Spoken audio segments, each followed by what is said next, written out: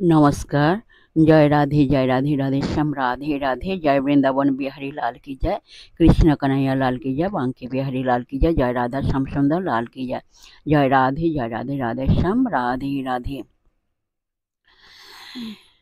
আজকে এখন প্রশ্ন হলো, প্রশ্ন এবং উত্তরের মাধ্যমে কয়েকটি মধুর অমৃত কথা আমরা শ্রবণ করব। আসুন আমরা শ্রবণ করি। রাধে রাধে।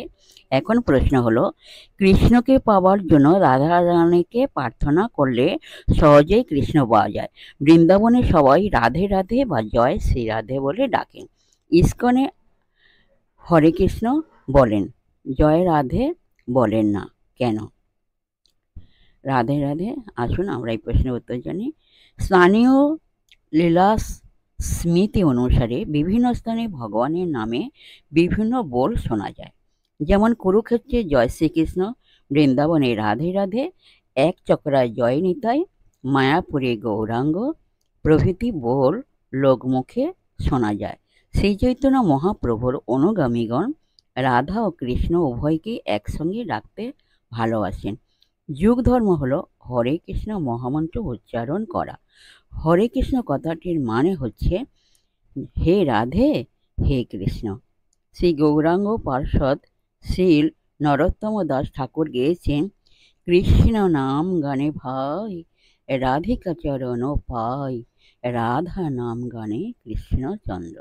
জয় রাধে রাধে শ্যাম রাধে রাধে। আজকের এই পর্যন্ত বিশ্রাম রাখলাম। পরবর্তী আলোচনা কোয়েশ্চেন অ্যান্ড অ্যান্সার নেক্সট দিন করা হবে। জয় রাধে শ্যাম রাধে রাধে। জয় বৃন্দাবন বিহারী লাল की जय। कृष्ण कन्हैया लाल की जय। बांके बिहारी लाल की जय। जय রাধা শ্যাম সুন্দর লাল की जय। রাধে রাধে। বিশেষ হৃদয় ভক্তবৃন্দের উদ্দেশ্যে বলছি, সবাই সুখে থাকবেন, শান্তিতে থাকবেন, আনন্দে থাকবেন, এক সেকেন্ডও নিরানন্দে থাকবেন না। আর নিজ নিজ পিতামাতাকে দেখবেন, তাদের যেন দুঃখ কষ্ট না হয় সেদিকে লক্ষ্য রাখবেন। আর আসুন এখন মান অভিমানের পর্ব শেষ করে মনকে কাদা তালের মতো নরম করে, শিশুর মতো সরল করে, মনের মধ্যে অহংকার ত্যাগ করে আসুন আমরা এখন রাধার নাম কীর্তন করি। জয় রাধে শ্যাম রাধে রাধে।